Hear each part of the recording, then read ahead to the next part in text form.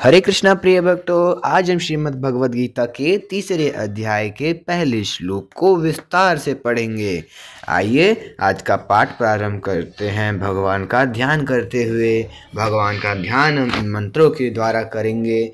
ओम श्री परमात्मने नमः। ओम पूर्णमदः पूर्णमिदं पूर्णात् पूर्णमुदच्यते पूर्णस्य पूर्णमादाय पूर्णमेवावशिष्यते। श्रीमद्भगवद्गीता। गजाननं भूतगणादिसेवितं कपितजम्बूफलचारुभक्षणम् उमासुतं शोकविनाशकारकं नमामि विघ्नेश्वरपादकपङ्कजं। ध्यानाभ्यासवशीकृतेन मनसा तन्निर्गुणं निष्क्रियं ज्योतिः किञ्चन योगिनो यदि परं पश्यन्ति पश्यन्तु ते। अस्माकं तु तदेव लोचञ्चमत्काराय भूयाच्चिरं कलिन्दीपुलिनोदरे किमपि यन्निलं महो धावति। यावन्निरञ्जनमजं पुरुषं जरन्तं सञ्चिन्तयामि निखिले जगति स्फुरन्तं तावद्बलात् स्फुरति हन्त हृदन्तरे मे गोपस्य कोऽपि शिशुरञ्जपुञ्जमञ्जुः। न विद्यां येषां शरणमपि षण्ण च गुणाः परित्यक्ता लोकैरपि वृजनयुक्ताः श्रुतिजडाः शरण्यं यन्ते अपि प्रसिद्धगुणमाश्रित्य सुजना विमुक्तास्तं वन्दे यदुपतिमहं कृष्णमबलजं। यस्य श्रीकरुणाणवस्य करुणालेशेन बालो ध्रुवः स्वेष्टं प्राप्य समारधाम समगाद्रङ्कोऽप्यविन्दच्छ्रियं याता मुक्तिमजामिलाधिपतिताः शैलोऽपि पूज्योऽभवत्। तं श्रीमाधवमाश्रित्यष्टदमहं नित्यं शरण्यं भजे वसुदेवसुतं देवं कंसचारुणमर्दनं देवकी परमानन्दं कृष्णं वन्दे जगद्गुरुं नारायणं नमस्कृत्य नरं चैव नरोत्तमं देवीं सरस्वतीं व्यासं ततो जयमुदीरयेत। हरे कृष्ण। आइए आज का पाठ प्रारंभ करते हैं। ओम श्री परमात्मने नमः। अथ तृतीयोऽध्यायः। सर्वप्रथम हम अवतरणिका पढ़ेंगे। श्रीमद् भगवद गीता उपदेश मनुष्य मात्र के अनुभव पर आधारित है। इसका दिव्य उपदेश आरंभ करने पर सबसे पहले भगवान यह स्पष्ट करते हैं कि शरीर और शरीरी एक दूसरे से सर्वथा भिन्न है। शरीर अनित्य, असत, एकदेशीय और नाशवान है तथा शरीर नित्य, सत्य, सर्वव्यापी और अविनाशी है। अतः नाशवान वस्तु का विनाश देखकर दुखी नहीं होना और अविनाशी वस्तु की अविनाशिता देखकर उसे बनाए रखने की इच्छा नहीं करना विवेक कहा जाता है। कर्म योग, ज्ञान योग और भक्ति योग, तीनों ही योग मार्गों में विवेक की बड़ी आवश्यकता है। मैं शरीर से सर्वथा भिन्न हूँ, ऐसा विवेक होने पर ही मुक्ति की अभिलाषा जागृत होती है। मुक्ति की बात तो दूर रही, स्वर्ग आदि की प्राप्ति की कामना भी अपने को शरीर से अलग मानने पर ही उत्पन्न होती है। इसलिए भगवान ने अपने उपदेश का आरंभ करते ही सबसे पहले विवेक का ही वर्णन किया है।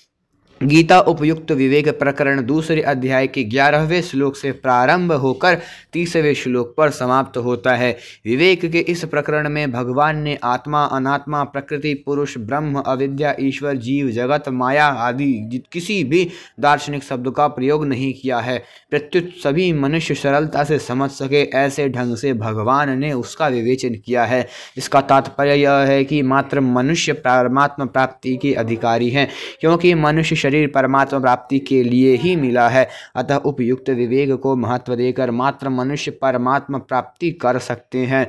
इस प्रकरण में भगवान ने बुद्धि शब्द का प्रयोग भी नहीं किया है। वास्तव में नित्य और अनित्य, सत और असत, अविनाशी और विनाशी, शरीरी और शरीर को अलग अलग समझने के लिए विवेक की ही आवश्यकता है, बुद्धि की नहीं। विवेक बुद्धि से परे है। जैसे प्रकृति और पुरुष अनादि हैं, ऐसे ही उनकी भिन्नता को प्रकट करने वाला विवेक भी अनादि है। यही विवेक बुद्धि में प्रकट होता है। तब यह भगवत प्रदत्त विवेक मात्र प्राणियों को नित्य प्राप्त है। पशु पक्षी भी खाद्य अखाद्य पदार्थों की भिन्नता को जानते हैं। लता वृक्ष में भी सर्दी गर्मी, अनुकूलता प्रतिकूलता की भिन्नता का ज्ञान रहता है। बुद्धि प्रदान होने के कारण मनुष्य को यह विवेक विशेष रूप से प्राप्त है। पशु पक्षी आदि में तो जीवन निर्वाह के लिए जड़ पदार्थों का विवेक रहता है, पर मनुष्य अपने विवेक से सदा के लिए जन्म मरण रूप बंधन से मुक्त होकर शाश्वत शांति प्राप्त कर सकता है। यही मनुष्य के विवेक की विशेषता है। विवेक जागृत होने पर अर्थात शरीर और शरीरी की भिन्नता का अनुभव होने पर अपने कहलाने वाले शरीर, इंद्रिया, मन, बुद्धि सहित संसार का सर्वथा संबंध विच्छेद हो जाता है, जो कि वास्तव में है, और बुद्धि शुद्ध तथा सम हो जाती है, अर्थात बुद्धि का विषम भाव मिट जाता है। कर्म योग में बुद्धि के एक निश्चय की प्रधानता है। व्यवसायात्मिका बुद्धि रेकेह। सांख्य योग में विवेक की, भक्ति योग में श्रद्धा विश्वास की एवं कर्म योग में निश्चयात्मिका बुद्धि की प्रधानता रहती है। कर्म योग में विवेक तथा श्रद्धा विश्वास न होते हों ऐसा नहीं है, पर मुख्यतः एक निश्चयात्मिका बुद्धि की रहती है। ऐसे ही सांख्य योग एवं भक्ति योग में भी एक निश्चयात्मिका बुद्धि रहती है। मनुष्य का जब अपने कल्याण अथवा परमात्मा प्राप्ति का ही एक निश्चय हो जाता है, तब उसे अनुकूलता और प्रतिकूलता बाधा नहीं पहुंचाती, और इस प्रकार बिना कुछ किए ही उसकी बुद्धि स्वतः सम होने लगती है। बुद्धि को सम करने के लिए तभी तक कहा जाता है जब तक बुद्धि में संसार का महत्व, आकर्षण, खिंचाव रहता है। एक निश्चयात्मिका बुद्धि हो अनजाने पर संसार का महत्व, आकर्षण, खिंचाव स्वतः मिटने लग जाता है। ऐसे निश्चयात्मिका बुद्धि होने में भोग और संग्रह की आसक्ति को महान बाधक बताया गया है। इस तरह कर्मयोग में निश्चयात्मिका बुद्धि की अत्यंत आवश्यकता बताने के बाद भगवान अर्जुन को संभाव पूर्वक कर्तव्य कर्म करने के लिए विशेष रूप से कहते हैं, जैसे कर्मण्यवाधिकारस्ते और योगस्थ कुरु कर्माणि, तेरा कर्म करने में ही अधिकार है, समता में स्थित हुआ तो कर्मों को कर। इसके साथ यह भी कहते हैं कि दूरेण हम वरम कर्म बुद्धि योगात, बुद्धि योग से सकाम कर्म अत्यंत तुच्छ है। आगे कहते हैं बुद्धौ शरणमवंछ बुद्धि युक्तो जहाति उभे सुदुष्कृते तस्मादोगाय युज्यस्व योगः कर्मसु कौशलम। तू सम बुद्धि का आश्रय ग्रहण कर। समता पूर्वक कर्म करने वाला पुरुष पाप और पुण्य दोनों का यहाँ जीवित अवस्था में ही त्याग कर देता है। इसलिए तू समता की प्राप्ति के लिए ही प्रयत्न कर, क्योंकि समता ही कर्मों में चतुरता है। अर्जुन के मन में युद्ध न करने का आग्रह पहले से ही था। पहले अध्याय के 31वें श्लोक में अर्जुन कहते हैं, युद्ध में अपने कुल को मारकर मैं अपना हित नहीं देखता, न च श्रेयोमुपश्यामि हत्वा स्वजनमाहवे।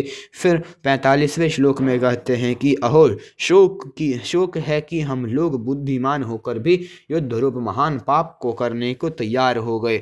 अहो बत महत्पापम कर्तुम व्यवसिता वयम। आगे दूसरे अध्याय के 5वें श्लोक में अर्जुन कहते हैं कि मैं भिक्षा का अन्न खाना श्रेष्ठ समझता हूँ, पर युद्ध करना नहीं। श्रेयो भोक्तुम भैक्षमपीह लोके। और 9वें श्लोक में तो भगवान की आज्ञा उत्तिष्ठ परंतप के विरुद्ध अपना निर्णय ही सुना देते हैं कि मैं युद्ध नहीं करूँगा, न योत्स्यसे नोत्स्यति। यह नियम है कि अपना आग्रह रखने से श्रोता वक्ता की बातों का आशय अच्छी तरह से नहीं समझ सकता। यही कारण है कि अपना आग्रह रखने से अर्जुन भी उपयुक्त प्रकरण में भगवान के वचनों का आशय अच्छी तरह से नहीं समझ सके। अतः अर्जुन को भगवान के वचन मिले हुए से जान पड़ने लगे। इसलिए भगवान का अभिप्राय क्या है, वे मेरे कल्याण के लिए कौन सा साधन श्रेष्ठ समझते हैं, इसका खुलासा कराने के लिए अर्जुन आगे के 2 श्लोक में भगवान से प्रश्न करते हैं।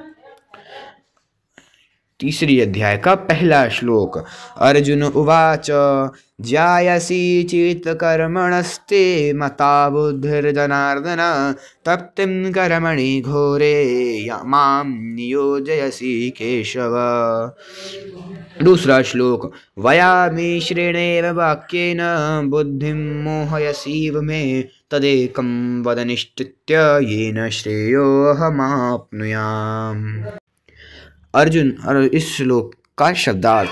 अर्जुन बोले, जनार्दन, हे जनार्दन, चेत अगर ते आप कर्मणः कर्म से बुद्धि ज्ञान को ज्यायसी श्रेष्ठ मता मानते हैं, तत तो फिर केशव, हे केशव, माम मुझे घोर कर्मणि कर्म में क्यों नियोजयसी लगाते हैं। वयामि श्रेण इव आप अपने मिले हुए से वाक्येन वचनों से मेरी बुद्धि को मोहयसी इव मोहित सी कर रहे हैं। अर्थात अर्जुन बोले, हे जनार्दन, यदि आपको कर्म की अपेक्षा ज्ञान श्रेष्ठ मान्य है तो फिर हे केशव मुझे भयंकर कर्म में क्यों लगाते हैं।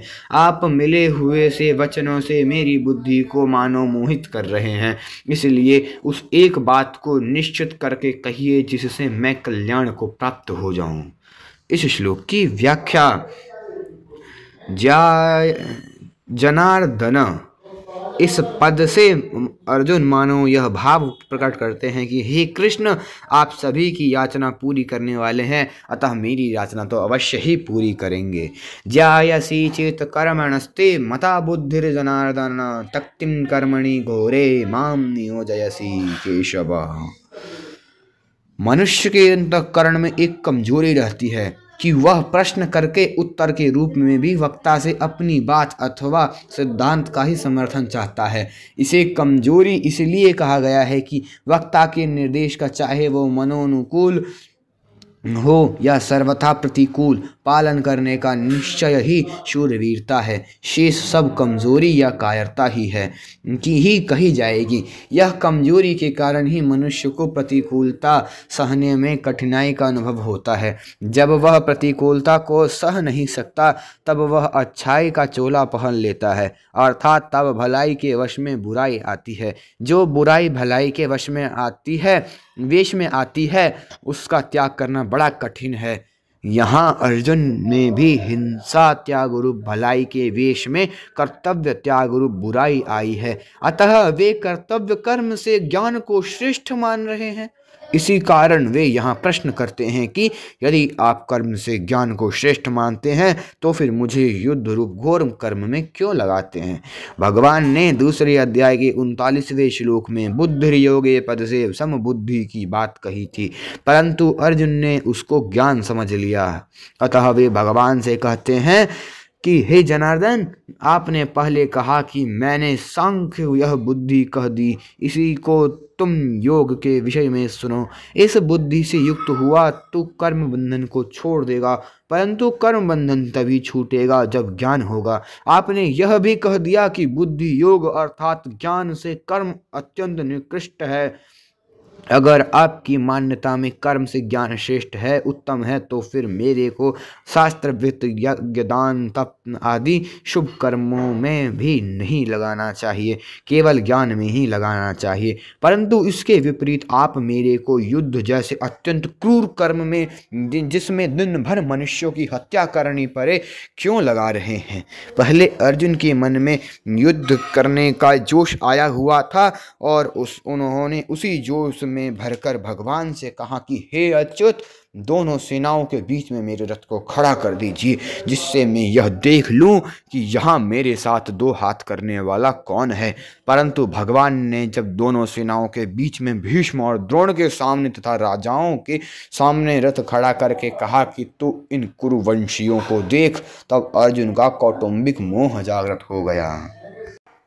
मोह जागृत होने से उनकी वृत्ति युद्ध से कर्म से उपरत होकर ज्ञान की तरफ हो गई, क्योंकि ज्ञान में युद्ध जैसे घोर कर्म नहीं करने पड़ते। अतः अर्जुन कहते हैं कि आप मेरे को घोर कर्म में क्यों लगाते हैं। यहाँ बुद्धि पद का अर्थ ज्ञान लिया गया है। अगर यहाँ बुद्धि पद का अर्थ समबुद्धि अर्थात समता लिया जाए तो व्यामिश्र वचन सिद्ध नहीं होगा, कारण कि दूसरे अध्याय के 48वें श्लोक में भगवान ने अर्जुन को योग में स्थित होकर कर्म करने की आज्ञा दी है। व्यामिश्र वचन तभी सिद्ध होगा जब अर्जुन की मान्यता में दो बातें हों, और तभी यह प्रश्न बनेगा कि अगर आपकी मान्यता में कर्म से ज्ञान श्रेष्ठ है तो फिर मेरे को घोर कर्म में क्यों लगाते हैं। दूसरी बात, भगवान ने आगे अर्जुन के प्रश्न के उत्तर में दो निष्ठाएं कही हैं, ज्ञान की निष्ठा ज्ञान योग से और योग की निष्ठा कर्म योग से। इससे भी अर्जुन के प्रश्नों में बुद्धि पद का अर्थ ज्ञान लेना युक्ति संगत बैठता है। कोई भी साधक श्रद्धा पूर्वक पूछने पर ही अपने प्रश्न का सही उत्तर प्राप्त कर सकता है। अपेक्षा पूर्वक शंका करने से यही उत्तर प्राप्त कर पाना संभव संभव नहीं। अर्जुन की भगवान पर पूर्ण श्रद्धा है, अतः भगवान के कहने पर अर्जुन अपने कल्याण के लिए युद्ध जैसे घोर कर्म में भी प्रवृत्त हो सकते हैं। ऐसा भाव उपयुक्त प्रश्न से प्रकट होता है। व्यामिश्रेणेव वाक्येन बुद्धिमोहयसीव में। इन पदों में अर्जुन का भाव है कि कभी तो आप कहते हैं कि कर्म करो कुरु कर्माणि, और कभी आप कहते हैं कि ज्ञान का आश्रय लो, बुद्धौ शरणम विंछ।